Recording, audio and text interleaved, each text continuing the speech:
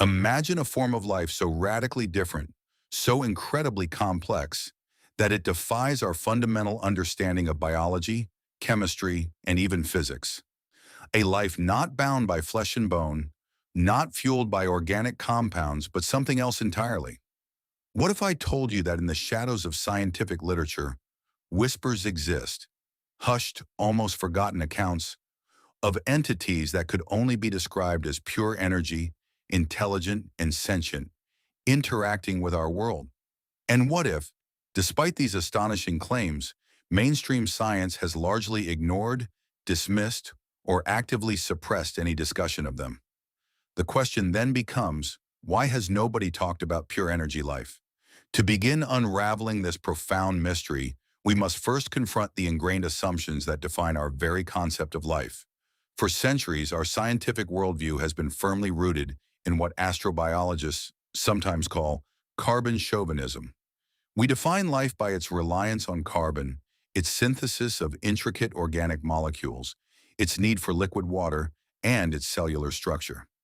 This framework, while incredibly successful for understanding terrestrial biology, effectively creates a conceptual cage.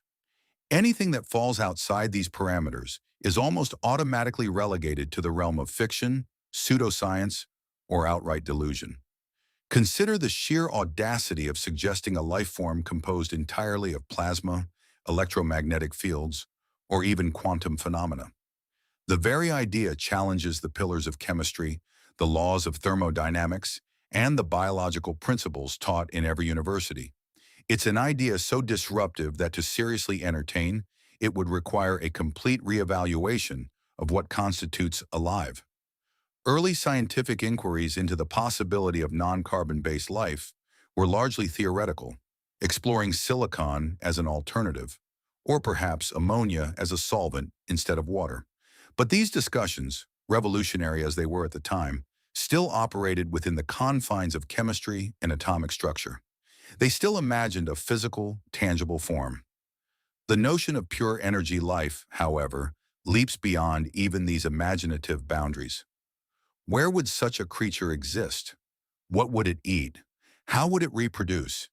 These questions, designed for biological organisms, become meaningless when applied to something composed solely of energy.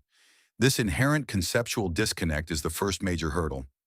Anything that cannot be easily categorized or explained by existing models is often either ignored, ridiculed, or actively suppressed, not necessarily out of malice, but out of a deep-seated scientific conservatism that prefers to operate within established paradigms. This is not to say that science is entirely closed-minded, but rather that truly revolutionary ideas, especially those touching on such fundamental definitions as life, face an incredibly high bar for acceptance. Now let's cast our net wider into the murky waters where science collides with folklore, spirituality, and unexplained phenomena. For millennia, humanity has recounted tales of spirits, elementals, jinn, or fae, entities often described as luminous, ethereal, or capable of changing form, interacting with the physical world, but seemingly not physically of it. These are dismissed as myth, of course, but fast forward to the 20th century, and a new lexicon emerged. With the advent of the space age and atomic physics, the concept of energy itself became more salient. Suddenly, encounters with UFOs and alleged alien beings sometimes included descriptions that veered sharply away from the little gray men in spaceships. Witnesses sometimes claimed to see luminous spheres, amorphous shapes, or intensely bright lights that pulsed with apparent intelligence, moving with purpose and reacting to their environment, yet leaving no physical trace. These were not just lights, they were entities.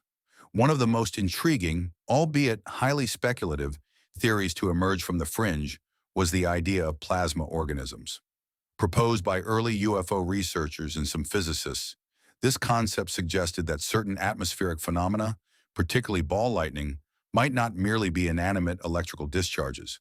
Instead, they hypothesized that under specific conditions, complex self-organizing plasma structures could arise, capable of absorbing energy from their environment, exhibiting goal-directed behavior, and even a rudimentary form of intelligence.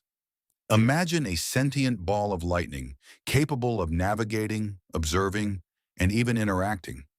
While this idea was largely ridiculed by mainstream science, relegated to the realm of crackpot theories, it dared to ask the forbidden question, what if life isn't just organic?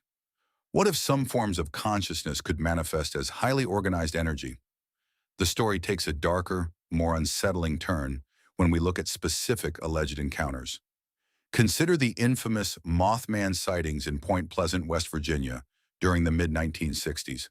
While typically described as a large winged creature with glowing red eyes, many accounts spoke of a presence, an aura, an electrical disturbance before and during the sightings.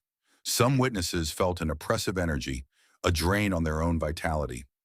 What if these weren't merely biological cryptids, but something far more ephemeral, capable of manifesting in a semi-physical form, yet fundamentally an energy construct? Another chilling theoretical framework speculates on interdimensional beings, entities that may not be from another planet, but from another vibrational reality or dimension entirely. In this view, they might only partially manifest in our three-dimensional space, appearing as fleeting lights, shadows, or even intensely felt presences, because their true form exists beyond our sensory perception. If they are fundamentally energy-based, their interactions with our world would naturally be transient, hard to pin down, and often leave behind no conventional evidence. The very scarcity of tangible proof becomes, ironically, a piece of the puzzle. Yet for all the tantalizing theories and anecdotal accounts, the scientific community remains, for the most part, resolutely skeptical, if not entirely dismissive. Why? The burden of proof is astronomically high. How do you measure, quantify, or even detect something that is pure energy and potentially intelligent? We lack the instrumentation, the theoretical framework, and perhaps even the conceptual language. Any alleged encounter can always be explained by known phenomena: misidentification, psychological projection, hoax, or natural atmospheric conditions.